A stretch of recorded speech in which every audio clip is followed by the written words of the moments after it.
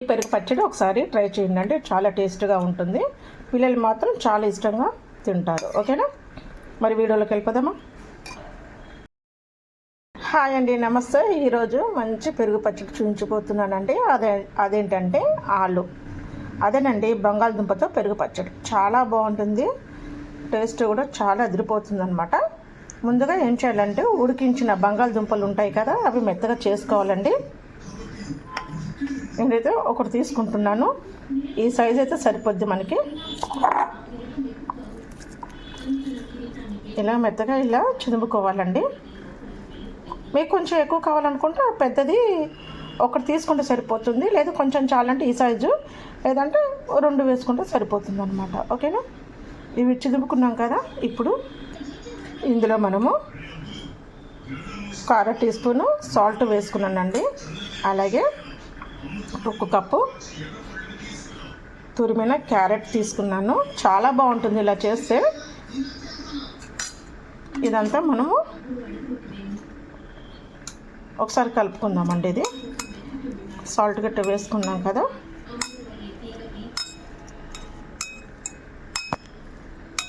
ఇప్పుడు ఏం చేద్దామంటే కప్పు పెరుగు వేసుకుందాం ఇందులో.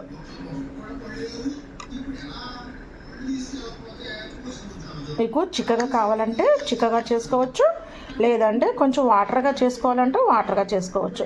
అంటే మరీ చిక్కగాను ఉండకూడదు, మరీ పలసగాను ఉండకూడదు. ఓకేనా, నేనంతా కలుపుకున్నాను కదా. ఇప్పుడు చిన్న కప్తో వాటర్ వేసుకుంటున్నానండి.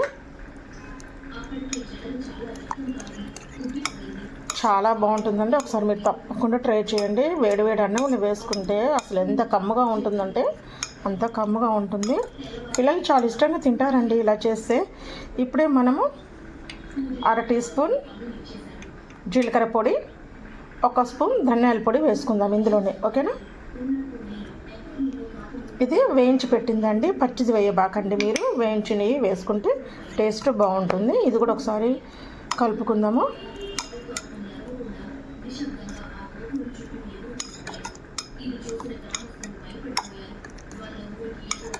మనం ఈ టైంలోనే ఉప్పు కూడా చూసుకోవాలి, ఎలా ఉప్పు సరిపోయిందో లేదండి. ఉప్పు కారం మాత్రం ఎవరి టేస్ట్ని బట్టి వాళ్ళు వేసుకోవాల్సి వస్తుంది. ఓకేనా, ఇందులో కొద్దిగా ఉప్పు పడుతుందండి, తర్వాత కలుపుకుందాము. ఇప్పుడు దీనికి కొంచెం పక్కకు పెట్టేసుకుందామండి. ఇప్పుడు మనం స్టవ్ వెలిగించుకుందామండి.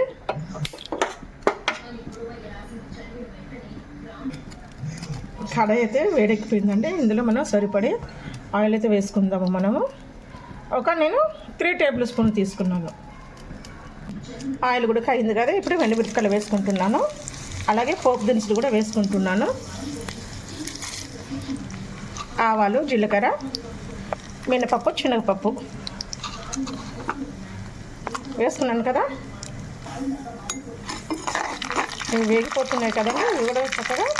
ఇప్పుడు మనము తరిగి పెట్టుకున్న ఉల్లిపాయ, పచ్చిమిరపకాయలు వేసుకుందాం ఇందులో. ఇవి కూడా చక్కగా మగ్గనివ్వాలి, బ్రౌన్ షేడ్ వచ్చేదాకా మగ్గనివ్వాలన్నమాట. ఉల్లిపాయలు కూడా మగ్గిపోయాయిగా, కలర్ మారి. ఇప్పుడు మనము కరివేపాకు వేసుకుందామండి.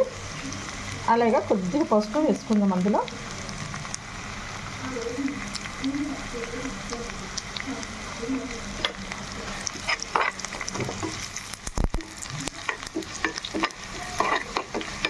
స్టవ్ ఆఫ్ చేద్దాము. ఈ పోపుని మనం పెరుగులో కలిపేసుకుందామండి.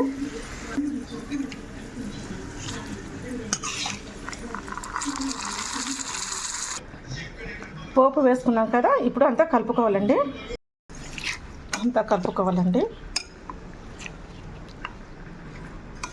ఇలా అంతా కలిసిలా కలుపుకొని మనం ఫస్ట్లో ఉప్పు సరిపోలేదు అనుకున్నాం కదా. ఇప్పుడు మనం ఉప్పు కలుపుకోవచ్చు ఈ టైంలో. మీకు ఇలాగే కావాలనుకుంటే చిక్కగా ఇలాగే ఉంచేసుకోండి, లేదంటే పలుసుగా కావాలనుకుంటే కొంచెం వాటర్ యాడ్ చేసుకోవచ్చు. ఇందులో చాలా బాగుంటుంది.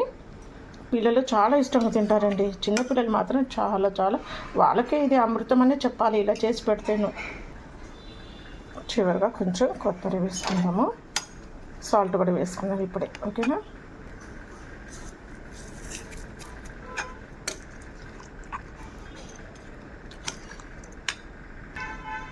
ఇందులో కొద్దిగా వాటర్ అయితే యాడ్ చేస్తున్నానండి.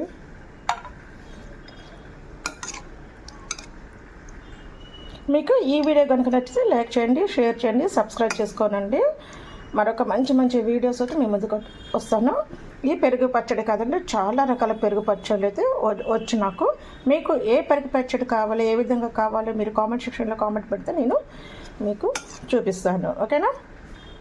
ఇది షేర్ కూడా చేయండి అండి మీకు నచ్చితే ఈ వీడియోని. నా ఛానల్ని కొత్తగా చూసిన వాళ్ళు కొంచెం లైక్ ఇచ్చి వెళ్ళండి ప్లీజ్, నాకు సపోర్ట్ ఇవ్వండి. ఓకే ఫ్రెండ్స్, మంచి మంచి వీడియోలతోటి మీ ముందుకు వస్తాను. Bye friends.